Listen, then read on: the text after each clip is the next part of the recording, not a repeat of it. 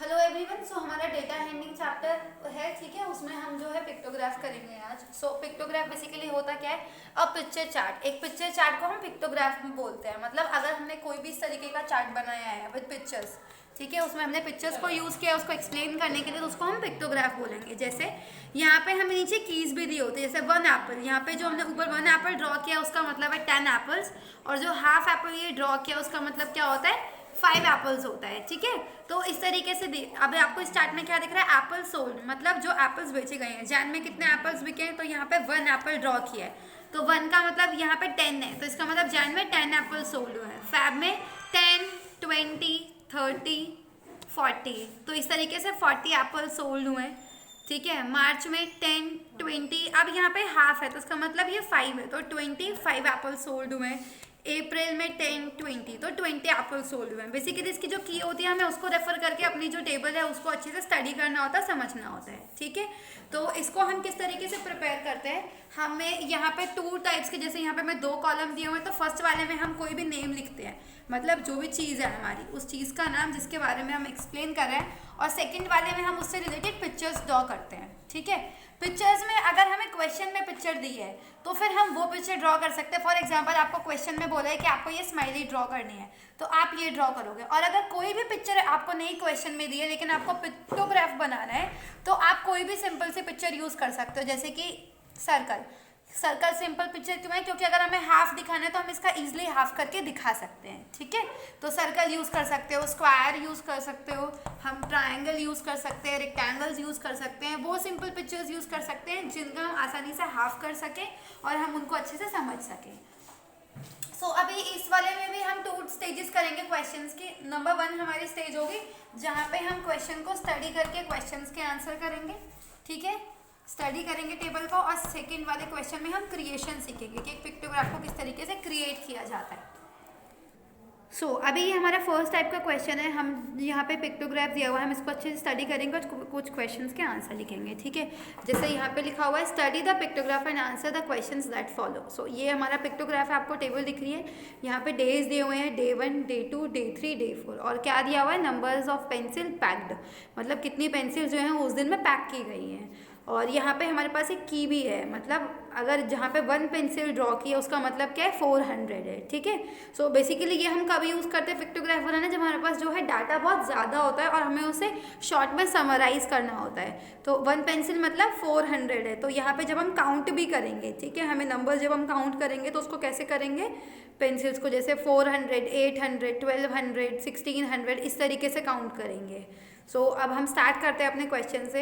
उससे पहले हम क्या करेंगे, पहले ना इनके नंबर्स लिख लेते हैं कि किस दिन कौन सी और कितनी पेंसिल सोल्ड हुई है, ताकि जब हम नीचे क्वेश्चंस के आंसर करें तो वो हमें इजी हो। तो ये कितना है, 1, 2, 3, 4, 5, 6, 7, 8, 9, ठीक है। तो 9 पेंसिल्स है और 1 पेंसिल का मतलब 400 है, तो ये हो गया हमारा 3600। ऐसे ही नेक्स्ट 1, 2, 3, 4, तो ये कितना हो गया हमारा 1600। 1, 2, 3, 4, 5, 6, 7,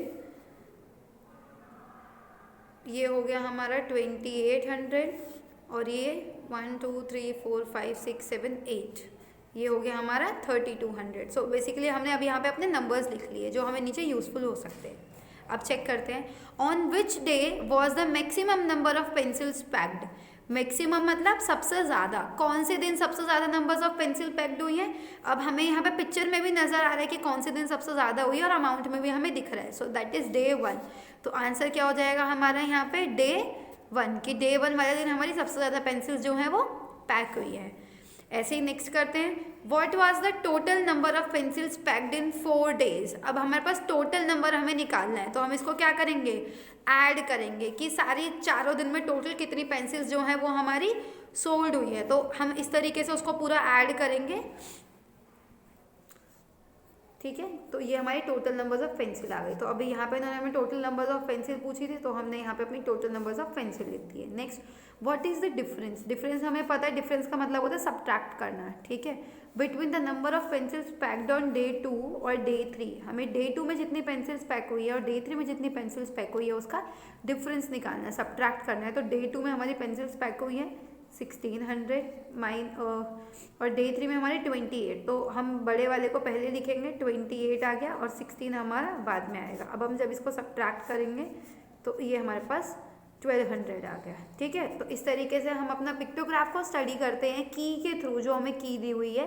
सो सबसे पहले हमें स्टडी करना है, की यूज़ करनी है और उनके नंबर्स लिखने हैं। नंबर्स लिखने के बाद हमें जो क्वेश्चंस दिए हुए हैं उनको रेफर करना है, ठीक है, और फिर उसको कंप्लीट करना है। अब हम एक क्रिएशन का क्वेश्चन देखते हैं।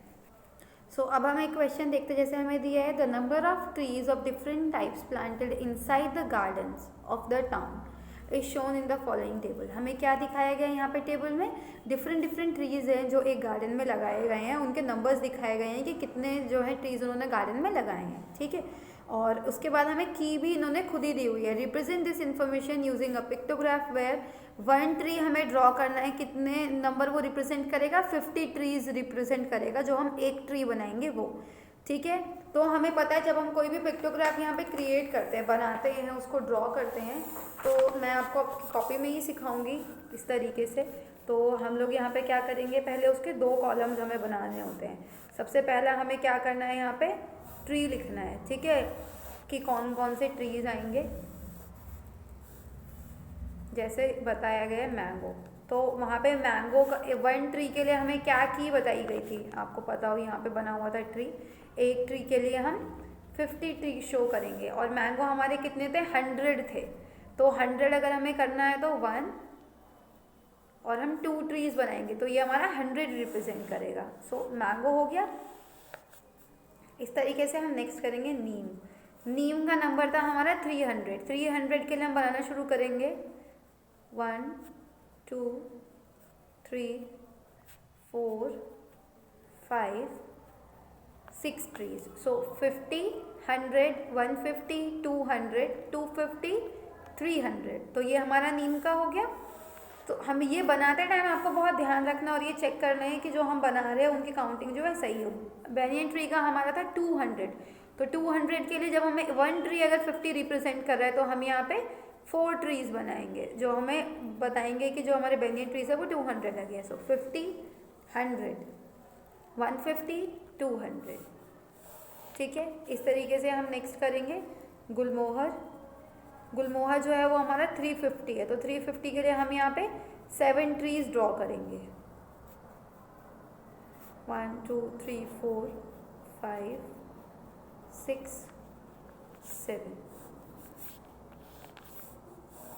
ठीक है, नेक्स्ट हमारा है पाम और वो है हमारे 150, तो 150 के लिए हम 1 2 और यहाँ पे 3 ट्रीज ड्रॉ करेंगे। तो ये हमारे नंबर ऑफ ट्रीज प्लांटेड। ठीक है, कि हमने कितने कितने ट्रीज प्लांट किए हैं और हमें हर एक का नंबर पता है। तो जैसे हमारे पास 100 मैंगो ट्रीज थे, तो बेसिकली हमने 100 को क्या किया, 50 से ऐसे डिवाइड करके चेक किया तो वो 2 आएगा, तो इसलिए हमने वहाँ पे 2 ट्रीज ड्रॉ करे। इस तरीके से हम जो है पूरे 5 के टेबल से भी आप इसको रेफर कर सकते हो और उसको कंप्लीट करके वहाँ पे हमें नंबर्स ऑफ ट्री ड्रॉ करने हैं। ठीक है, तो ये हमारा सेकेंड स्टेज था जिसमें हमने ये देखा कि क्रिएशन कैसे करते हैं। और अब जो है हमारे पास एक और 3rd टाइप का क्वेश्चन आ सकता है, जैसे हमने बार ग्राफ में भी किया था। आपको ऐसी टेबल दी हुई है, उन्होंने यहाँ पे की दी होगी, आपको पिक्टोग्राफ भी ड्रॉ करना और फिर उस पिक्टोग्राफ से रिलेटेड इन क्वेश्चंस के आंसर भी लिखने हैं। तो ये हमारी 3rd स्टेज होती है जिसमें क्रिएशन भी होती है और क्वेश्चन आंसर्स दोनों चीज़ें होती हैं। सो इस तरीके से हम बाकी चीज़ें कंप्लीट कर सकते हैं। Thank you.